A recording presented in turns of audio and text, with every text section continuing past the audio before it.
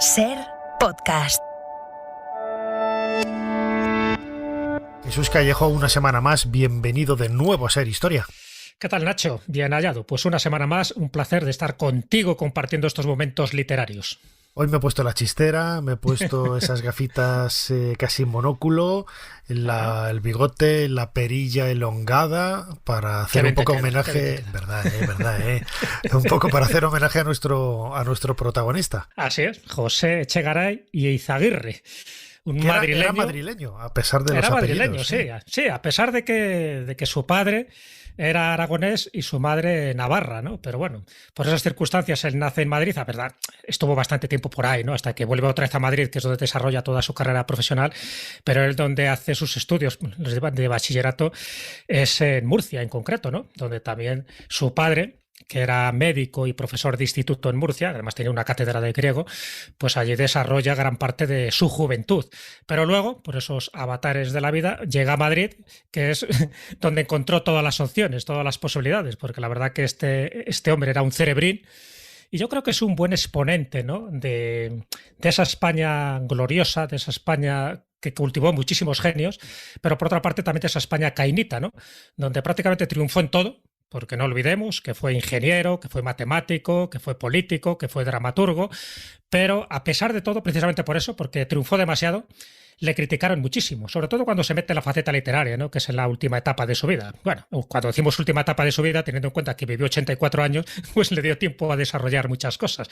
Pero yo creo que es eso, un genuino representante de ese polímata que prácticamente lo tocó todo, las humanidades, las artes, las ciencias, que lo tocó todo bien, porque la verdad que triunfó en su vida muchísimo, pero sin embargo, por esas circunstancias de la vida, ya sabes, a lo mejor porque tenía demasiado talento, porque fue demasiado famoso, hoy por hoy prácticamente es desconocido.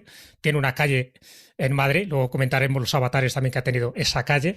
Tuvo muchísimas cuitas con sus contemporáneos y, sin embargo, ahora pues nadie conoce ninguna obra suya de teatro, no se le representa en ningún sitio, prácticamente no se hicieron películas de sus obras y esa faceta, la faceta de literato, de dramaturgo, pues es muy poco conocida a pesar de el Premio Nobel de Literatura. Ten en cuenta, Nacho, que es nuestro primer Premio Nobel en general. Sí. Nuestro primer Premio Nobel en general, el primero de Literatura, luego 2 años después lo tuvo Ramón y Cajal, pero en el Premio Nobel de Medicina. Y sin embargo, a pesar de todos estos méritos, pues eso, si hiciéramos una encuesta, José Echegaray, pues eso, nadie le conocería. Suena una calle. Sí. Ni siquiera más le conocería la gente que lo recuerda quizás por el aspecto, por haber sido la efigie del billete de 1000 pesetas durante muchísimos años, ¿no? Pero claro, nada eso más. lo recuerda a los que tienen cierta edad. Sí. Como nosotros. Como en nuestro caso, sí. Pero fíjate, está considerado el mejor matemático de su época, que hay mucha gente que lo desconoce. O sea, luego entraremos un poco en distintas facetas de su vida, ¿no? Pero, bueno, pues alguien como Julio Rey Pastor, que es uno de los grandes matemáticos, científicos, historiadores de la ciencia, él afirmaba que para la matemática española el siglo XIX comienza en 1865 y comienza precisamente con Echegaray. O sea, es que es algo que mucha gente no lo reconoce. Él impulsó las ciencias, impulsó la física, las matemáticas, él es el que trajo la geometría progresiva de Chasles, el que aportó la teoría de Galois, cuando aquí en España prácticamente no se conocía, donde tuvo una proyección internacional increíble, a nivel científico y a nivel literario, porque ya te digo, sus obras se estrenaban en Londres, en Berlín, en París. Y sin embargo ahora, ¿quién es Echegaray? Bueno, pues yo creo que se merece este cronovisor y ahora entraremos de hoz y de coz un poco en la vida, prodigios, milagros y sinsabores que tuvo para mí, este santo varón. Desde luego, pues como siempre, Jesús, tenemos aquí el teclado de nuestro cronovisor, a dónde y cuándo nos haces viajar esta semana aquí en Ser Historia. Bueno, pues está claro que nos vamos a Madrid, al Teatro Apolo, y la fecha es el 12 de febrero de 1874.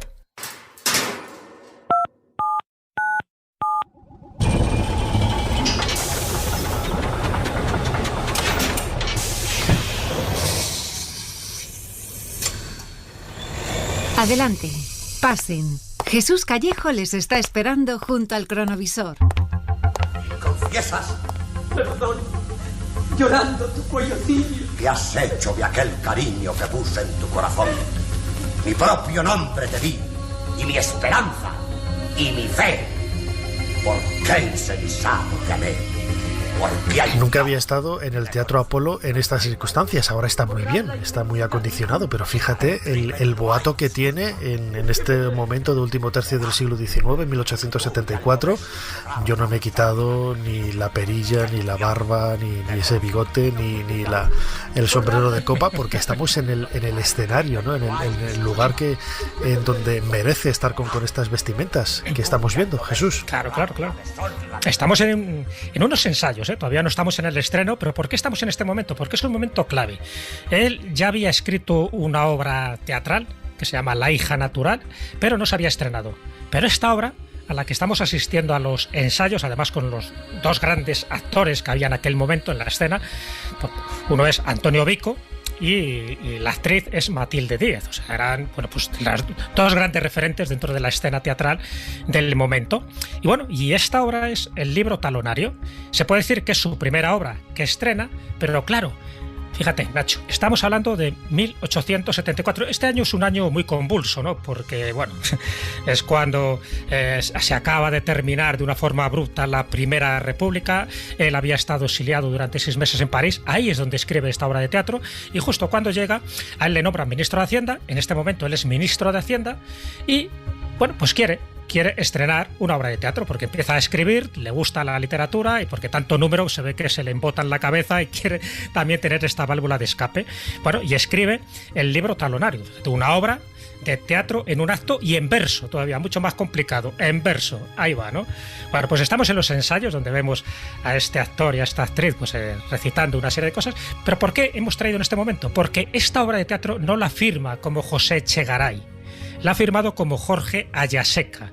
Porque claro, él dice, soy ministro de Hacienda, no sé cómo va a ver la gente esta otra actividad mía. Pero dentro del mundo teatral, dentro del mundo del espectáculo, era Vox Populi que el autor auténtico era el ministro de Hacienda. Así que ya está corriendo como la pólvora, los comentarios están como ansiosos por el estreno, hasta el punto de que incluso una revista muy popular del momento que se llama La Época, justo en este día, en el 12 de febrero, dice lo siguiente, porque ahora tenemos aquí este periódico, y dice: se está ensayando para representarse a la mayor brevedad una linda comedia en un acto y en verso que por el interés de la fábula y la elegancia del estilo parece pertenecer a un autor de tanto ingenio como conocimiento de los efectos escénicos y que sin embargo está firmada por un hombre completamente oscuro e ignorado en la República de las Letras. Lo de oscuro e ignorado es verdad que a nivel oficial no se sabía quién era Jorge Ayaseca, que por cierto es el anagrama de José Echegaray, porque era matemático, sabía jugar muy bien con las letras y con las combinaciones, ¿no? Una semana después se va a estrenar esta obra en la que estamos asistiendo a los ensayos, se estrenará el 18 de febrero. ¿Y qué crees que va a resultar? ¿Va a ser un fracaso o va a ser un éxito? Pues sorpréndeme, imagino que habría sus voces a favor, sus voces en contra.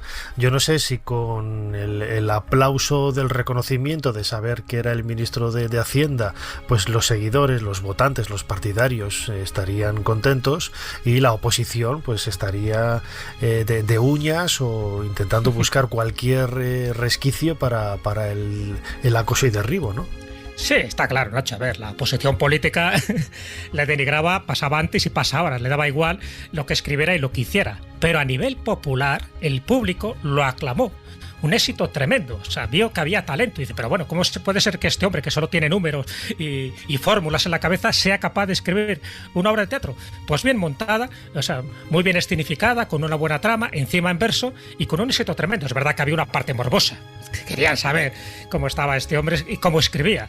Pues no solo ese día, sino los días siguientes, el éxito fue abrumador. Y tan abrumador fue que José Echegaray se lo creyó. Con el libro talonario, que es su primera obra de teatro que representa, luego le siguen 66 más, 67 obras de teatro. ¿Seríamos capaces de decir alguna obra de teatro de Echegaray? Pues salvo El Gran Galeoto, que es la más conocida suya y que fue representada, incluso se llevó al cine mudo, pues poco más. Escribió durante 30 años. Pero es que cada obra teatral suya era un estreno absoluto de éxito. Y los fans, que los tenía, claro, la CLA, cuando regresaba a su casa, la acompañaban pues con antorchas, en fin, con cánticos, un poco como si fuera, pues eso, Justin Bieber, el Justin Bieber de la época, que no os lo iba a decir. Es verdad que nosotros le vemos representado en los billetes de 1000 pesetas, siempre así mayor, con la perilla, con la barba, como tú has dicho, pero claro, es que él fue joven también, él tenía esa reivindicación un poco de modernizar España. Y lo intentó hacer, tanto a nivel de ciencias como a nivel de estas obras de teatro. Es verdad que las obras de teatro eran muy románticas, en fin, buscaba un poco pues el argumento fácil, había pues eso, los líos amorosos, las infidelidades amorosas, todo ese tipo de cosas es las que él utilizaba. Pero es que es lo que gustaba en aquel momento, no lo olvidemos. Él hacía comedias, pero también hacía dramas. Así que este es el momento que hemos elegido en un año clave, 1874, porque un poco después, en marzo de este año, él refrenda, hace una cosa muy interesante dentro del banco, con el Banco de España, que por cierto, él no funda, porque se fundó un siglo antes con Carlos III y tampoco nunca fue gobernador del Banco de España. Pero lo que hace es algo muy importante. Lo que hace es sacar un decreto donde refrenda con el general Serrano, que es el que tiene que dar el visto bueno, y acaba con el sistema de pluralidad de emisión que concede, en ese caso el Banco de España, pues con el monopolio de emitir moneda. Porque hasta ese momento los varios bancos que había podían cada uno emitir su moneda y eso creaba pues un cierto desbarajuste. Así que lo que hizo fue crear algo que hasta el día de hoy se sigue manteniendo, que solo sea el Banco de España, el antiguo Banco de San Carlos, el que tuviera el monopolio de emisión de billetes para la península y las islas. Claro, a cambio de un importante crédito para cubrir las necesidades financieras del gobierno. Ya sabes que aquí un dou des, toma y daca, doy para que des. Pero fue muy importante porque hizo una renovación importante del Banco de España, ya te digo. Y eso es lo que hizo que ese año 1874 fuera clave para muchas circunstancias políticas, sociales, pero también literarias para el devenir de España. Fíjate, Jesús, que estamos hablando de una persona que es conocida, ¿no?, a través de su premio Nobel de literatura y sobre todo, bueno, pues esa efigie, como decía yo, esa imagen que aparecía en el billete de 1000 pesetas. Algún día tendremos que hacer un cronovisor de esos personajes que aparecían en los billetes de 1000 pesetas, que algunos de ellos, pues seguramente que para el gran público, como el caso de José Echegaray, pues son absolutos desconocidos, ¿no? Desconocidos. Bueno, hay algunos... los de 100 pesetas también, no lo olvides. Los de 100 pesetas, sí, vamos, me refiero a los billetes de pesetas, no de 1000 pesetas, sí.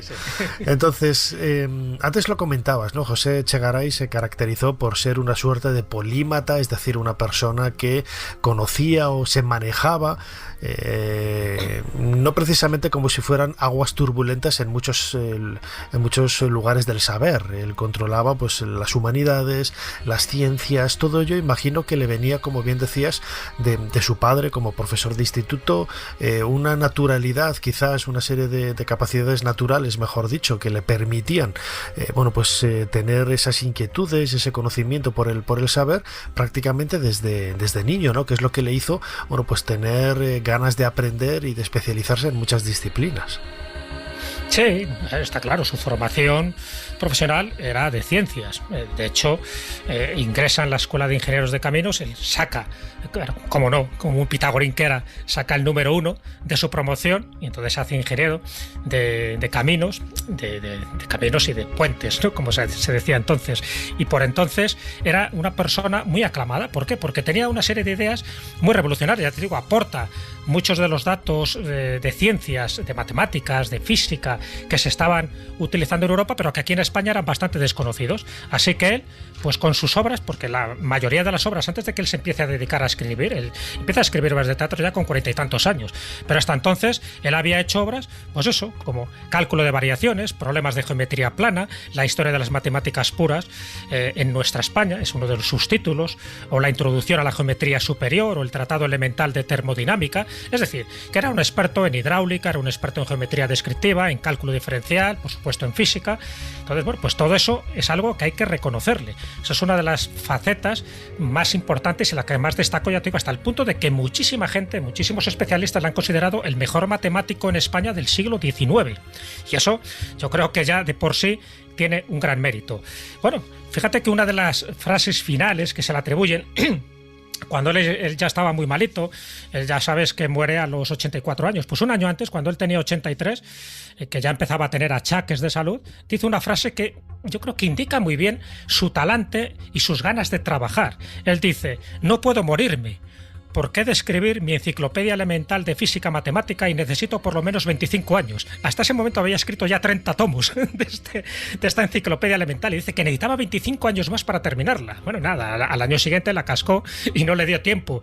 Pero bueno, es un poco la misma sensación que tenía Méndez Pelayo, ¿no? O sea, de cómo voy a morir ahora con lo que me queda por leer, cómo voy a morir ahora con lo que me queda por descubrir, por aprender, por compartir, por enseñar. Bueno, pues ese era Echegaray, ¿no? Entonces, la gente esos méritos se los reconocen y saben perfectamente de que a pesar, fíjate, lo peor que le pudo ocurrir a Echegaray fue que recibiera el Premio Nobel de Literatura. Fue lo peor, porque es como que se metió en un terreno que en principio estaba vedado por él. Es decir, se le reconocía como ingeniero, como matemático, como ministro de Fomento, como ministro de Matemáticas, como ministro de Hacienda. Se le reconocía todo ese tipo de valores. Incluso él fue senador vitalicio, o sea que toda la parte política se le reconocía. Además, fue un político, vamos a llamarle, extraño, ¿no? Porque fue honrado, porque fue un político competente, porque fue un político que tenía una oratoria increíble, o sea, convencía muy bien con la oratoria que él tenía cuando se subía al estrado. Bueno, te quiero decir que era un político muy reconocido, pero en el momento que se mete en el terreno literario, hay amigo. A partir de ahí le empiezan a caer las críticas, pero no solo cuando se mete en el terreno literario, que ya había estrenado obras literarias, sino cuando en 1904 recibe el Premio Nobel de Literatura. El señor subsecretario. ¿Me puedo recibir ahora al señor subsecretario? ¿Qué es esto? El Ejército del Norte se le deben varias mensualidades. Hágame una orden de pago para el Banco de España. Pero, señor ministro, el Banco de España... Lo hemos creado para que nos preste dinero, ¿no? Sí, señor ministro. Le hemos dado toda clase de prerrogativas a cambio de ciertos sacrificios. Tiene que sacarnos de trampas. Su crédito ha de ser el crédito del Estado. ¿Algo más? El señor embajador de Inglaterra. Que vuelva mañana. Es que ya vino ayer. Bueno, que vuelva mañana, pero otra hora, por la mañana. Ahora debo pasar por el Congreso y después tengo algo inaplazable. Bien, señor ministro. La salvación de España puede esperar unas horas después de tantos años de andar todo manga por hombro. ¿Hace frío, Antonio? Para el señor ministro, sí. Bastante. Vaya, por Dios. Avise a su casa que no lo esperen a cenar. Sí, señor ministro. Estaré aquí a las 7 y vamos a tener trabajo hasta la madrugada. No deje que se apague la estufa, ¿eh? Descuide, señor ministro. Hasta luego. Adiós, señor ministro.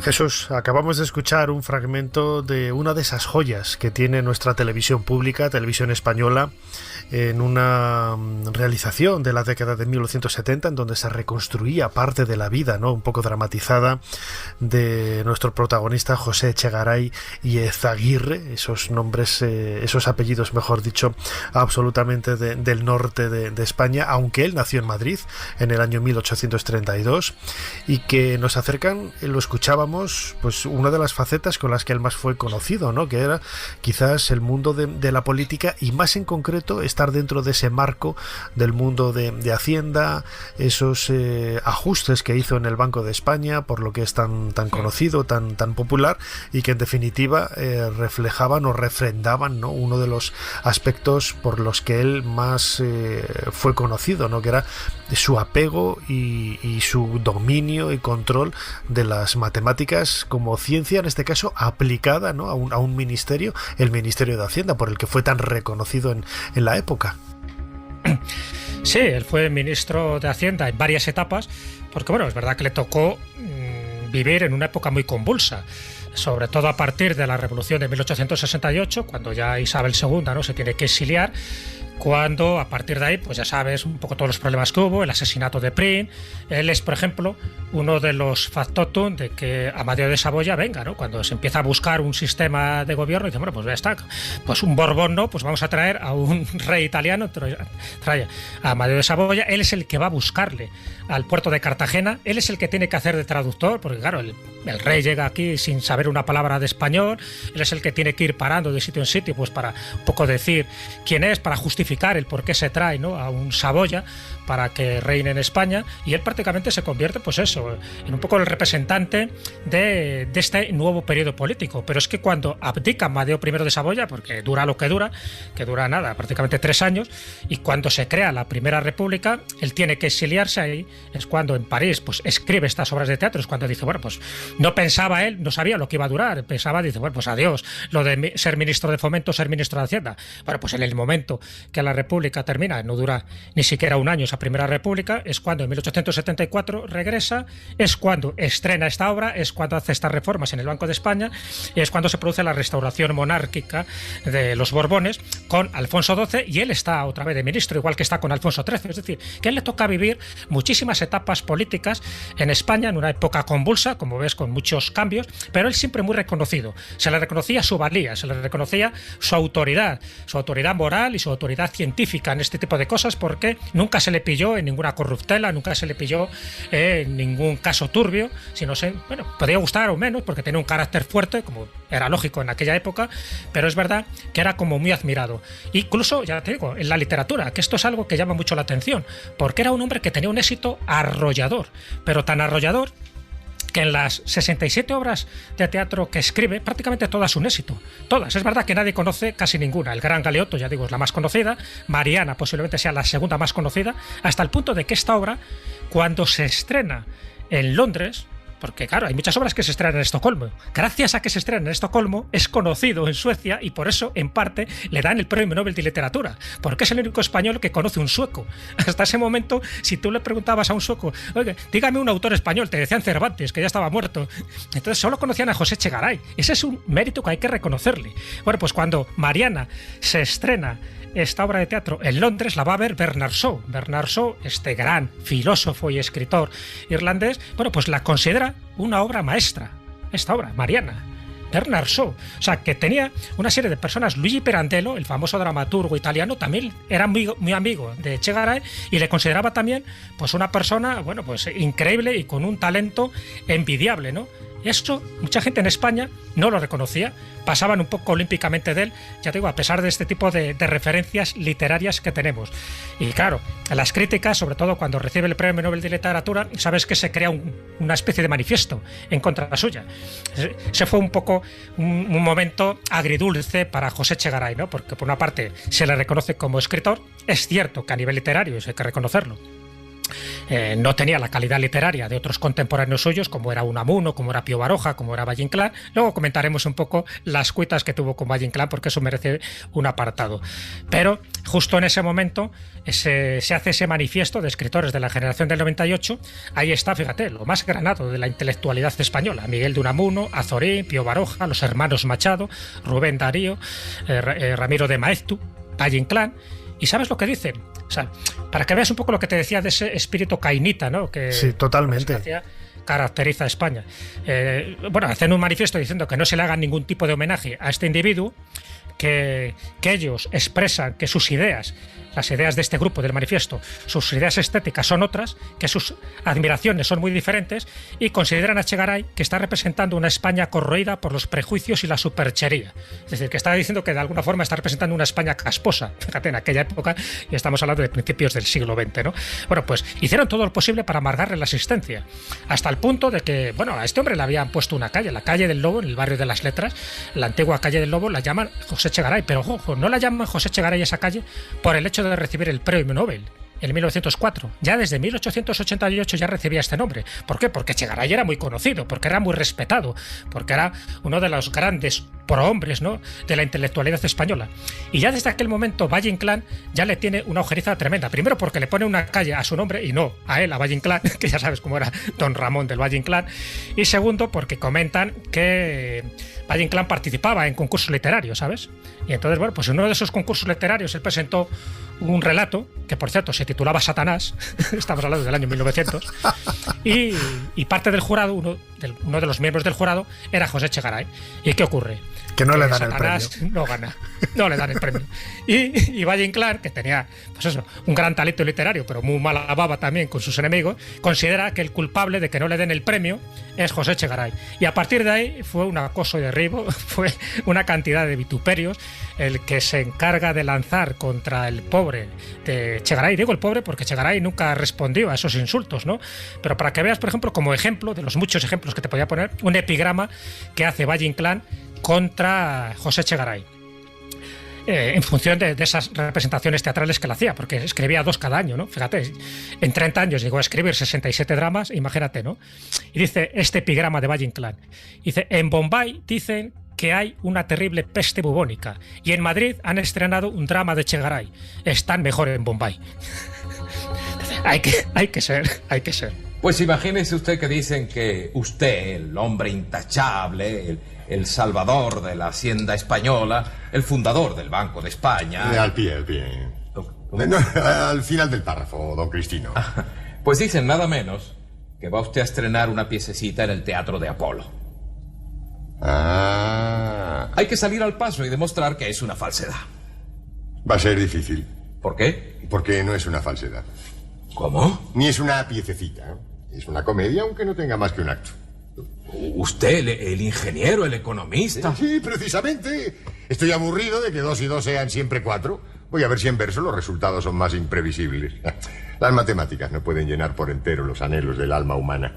Ya, claro que no, por supuesto, pero hombre, ¿cómo se le ha ocurrido eso del teatro? ¿Por la política? La política tiene como siempre la culpa de todo. El exilio me obligó al ocio y me lo colocó frente al problema de tener que ganarme la vida.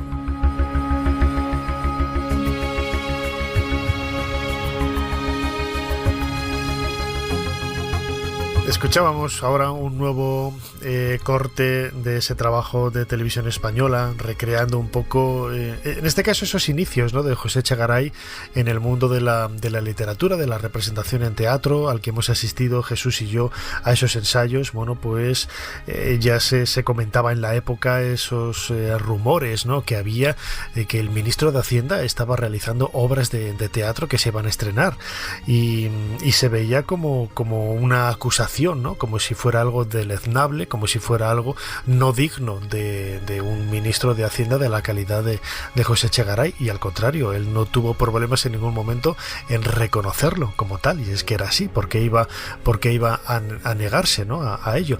Y Jesús Callejo, crononauta, vemos quizá una de las reflexiones más características de lo que podríamos decir de la España de aquella época y del presente, ¿no?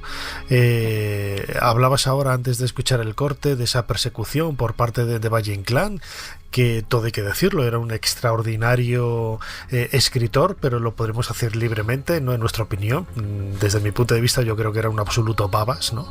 Que podríamos decir, bueno, pues Sonata de Primavera es una obra magnífica, una obra maravillosa, pero como persona, ¿no?, como individuo, pues dejaba mucho que desear, ¿no? Y quizás intentaba compensar, ¿no?, con esos egos, ¿no?, y esas miserias humanas que tanto le caracterizaron a él y a muchos otros personajes de la generación del 98, pues todo aquel que no estuviera con ellos parecía que no merecía, ¿no?, el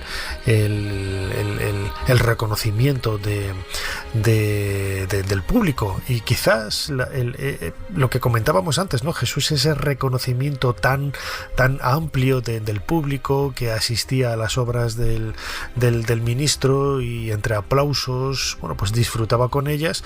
Lo mismo decimos ahora, ¿no?, cuando una canción tiene éxito y enseguida se le acusa diciendo es que es muy comercial. Digo, joder, pues hazla tú igual, ¿no?, para que tenga el mismo éxito, ¿no?, si es tan fácil hacer una canción así. Y sobre esto, Alaska, una vez, yo creo que lo hemos comentado en otra ocasión, intentaba, ¿no?, corregir, ¿no?, ese tipo de afirmaciones, diciendo que o una canción gusta o no gusta. No vamos a hablar de ser comercial o no comercial.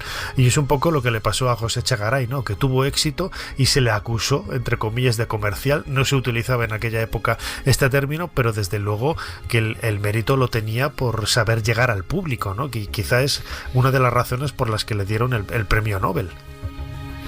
Claro, yo creo que lo que has dicho es fundamental. Él era más conocido que sus coetáneos, a pesar de que sus coetáneos, estos que acabo de citar, posiblemente fueran mucho mejores escritores, ahí están, ¿no? Y de hecho son de los que se habla ahora. Se habla mucho más de Unamuno, se habla mucho más de Pío Baroja o de Valle Inclán que de José Echegaray. O sea, que es verdad que al final el tiempo cada uno pone en su sitio, pero lo que no cabe duda es que José Echegaray era más internacional que ellos. En aquel momento, ya te digo, sus obras se estrenaban en Berlín, en París, en Londres, y ganaba más dinero que ellos.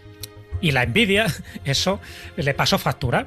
Bueno, pues Valle Inclán es un poco más, el representante un poco más genuino de esa envidia, ¿no? Todos los demás hacían el manifiesto, podían estar más o menos de acuerdo, pero José Echegaray, que ganara más dinero con sus dramas que siendo ministro de Fomento de Hacienda, eso le repateaba a más de uno, ¿no? Y sobre todo más de uno que se dedicaba exclusivamente a la literatura, porque Valle Inclán, por suerte, tenía varios sueldos que le llegaban. Acuérdate que también fue senador vitalicio, o sea, que tenía tanto dinero que eso le fastidiaba, hombre, a Valle Inclán, que siempre estaba con una mano delante y una mano detrás, pues hombre, no le gustaba nada. Bueno, una hasta mano el punto le faltaba, de que no creo que pudiera sí, le faltaba en un momento determinado y le faltó la mano, no le faltó la mano, era la manco, o sea, la mano la tenía, lo que pasa es que la tenía inutilizada, ¿no? Y fue por una reyerta que tuvo también con otro escritor, porque así se las traía, ¿no? Con Manuel Bueno, que ya creo que lo contamos una vez en un cronovisor. Sí. Pero, claro, esa rivalidad absurda, dice, bueno, vamos a ver, es verdad que a lo mejor a nivel literario no es tan bueno como tú, pero tampoco hace falta que le critiques, que tengas esa agria disputa. Entonces, la propia calle de José Echegaray, Valle Inclán tenía un amigo, allí vivía, pues, Nilo María Fabra. Nilo María Fabra es un autor ya prácticamente también desconocido, pero sin embargo él se anticipó a la ciencia ficción. Él escribe muchísimas obras de ciencia ficción relativas pues al planeta Marte, obras futuristas, sí. Nilo Fabra, prácticamente nadie le conoce, pero bueno, vivía en la calle Echegaray. Pero claro, ¿qué hacía Valle Inclán? Cuando mandaba una carta a este hombre no quería poner la calle Echegaray y ponía la calle del viejo idiota. Y él dice ufanamente que los carteros aún así sabían a qué calle se refería. Entonces ponía Nilo Fabra, calle del viejo idiota número 16, y sabía perfectamente que la calle del viejo idiota era la calle Echegaray. ¿Por qué? Porque lo había repetido tantas veces diciéndole el viejo idiota, que claro, ya había pasado al acervo popular. Bueno, pues este era un poco Valle Inclán con esa insidia que le tenía, ¿no? Hasta el punto de que hay muchísimas anécdotas. Por ejemplo, una de las obras que estrena Valle Inclán, pues... una de las obras que estrena José Echegaray, Valle Inclán, Valle está en el patio de butacas, pero Valle sencillamente para reventar la obra. Entonces hay en un momento, en el primer acto, que el actor dice, refiriéndose a una mujer, ¿no? Dice, tiene los nervios de acero bajo una piel de seda. Y entonces en ese momento don Ramón se puso a gritar en voz en grito, dice, además ceceando como hacía Ramón. Dice, eso no es una mujer, eso es un paraguas. Entonces, claro, todo eso hizo que la gente se levantara, empezara a gritar, a aplaudir, a patear.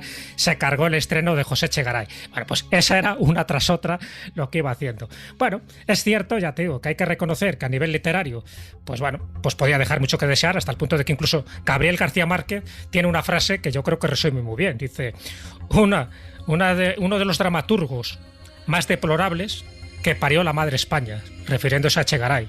Pero, sin embargo, Ramón y Cajal, el que recibe el Premio Nobel de Medicina 2 años después, en 1906, dijo de Echegaray, para que veas un poco, ¿no?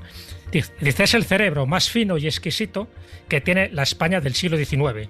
Dice, y las hadas prodigaron a nuestro inolvidable don José con todas las gracias.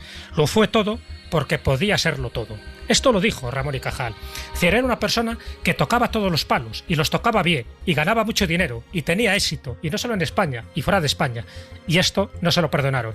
Entonces, hoy por hoy, que ya han pasado tanto tiempo, que ha pasado ya más de un siglo, ¿no?, desde su muerte, pues hombre, hay que reconocer los grandes méritos como ingeniero, como matemático, como economista, como ministro, como dramaturgo, y sencillamente lo que tú has dicho, porque era una persona muy comercial, era una persona muy querida, pero muy querida por la gente. Y al final, pues bueno, pues las cosas de la vida ha pasado a un segundo plano, ahora prácticamente es desconocido, nadie sería capaz de citar una de las 67 obras que escribió, 34 obras en verso, o sea, el mérito y el trabajo que tiene escribir en verso, pues 34 fueron en verso, y al final, pues hoy por hoy, pues a nivel literario es muy poco valorado, pero sí a nivel científico como uno de los grandes matemáticos. Pero es cierto que yo creo que hay que reconocerle ese mérito. Fíjate que otro también dejó eclipsado a su hermano. Tuvo como dos hermanos muy potentes, ¿no? Muy famosos en su momento. Uno de ellos era ni más ni menos que Miguel Echegaray. Y Miguel Echegaray era un autor de zarzuelas. ¿Has oído hablar de la zarzuela, por ejemplo, del dúo de la africana o de Gigantes y Cabezudos? Pues él es el libretista. Claro, entonces, y sin embargo ahora, ¿quién conoce a este hermano? Pues prácticamente nadie. ¿Por qué? Porque quedó eclipsado con la sombra y con el éxito y con la fama que tuvo José Echegaray. Y también tuvo una hermana, Pastora Echegaray.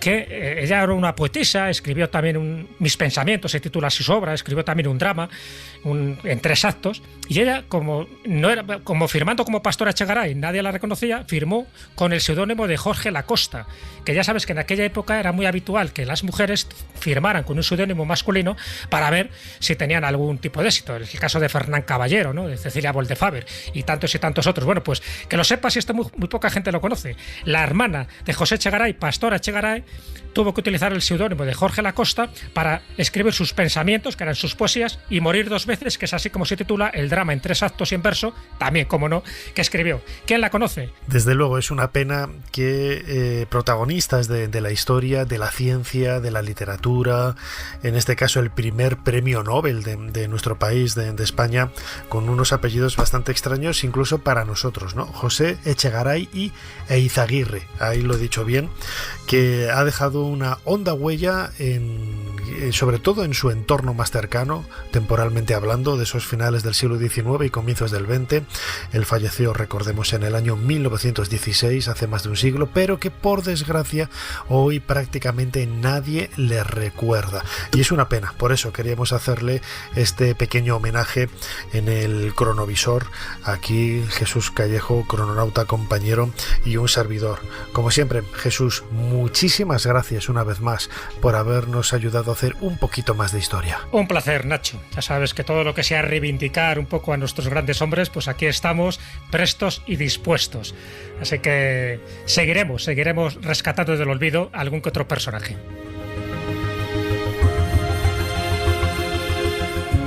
Suscríbete a Ser Historia. Todos los episodios y contenidos adicionales en la app de Cadena Ser y en nuestros canales de Apple Podcast, Spotify, iVoox, Google Podcast y YouTube. Escúchanos en directo en la Ser los domingos a la 1:30 de la madrugada.